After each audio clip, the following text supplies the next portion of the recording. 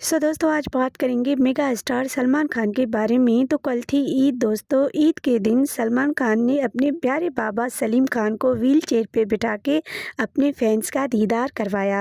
तो दोस्तों सलमान खान ने अपने बाबा सलीम खान की सेहत ठीक होने पे ये ईद डबल सेलिब्रेट की है। दोस्तों वीडियो में देखा जा सकता है कि सलमान खान की गैलेक्सी अपार्टमेंट के गैलरी में पूरा खान परिवार मौजूद है अपने बाबा सलीम खान के साथ। और दोस्तों गैलेक्सी हाउस में ही पूरे खान परिवार ने ये रमजान की ईद खुशी खुशी मिलजुल के सेलिब्रेट किए। तो देखिए दोस्तों कंप्लीट वीडियो पसंद आए तो चैनल को सब्सक्राइब कीजिएगा।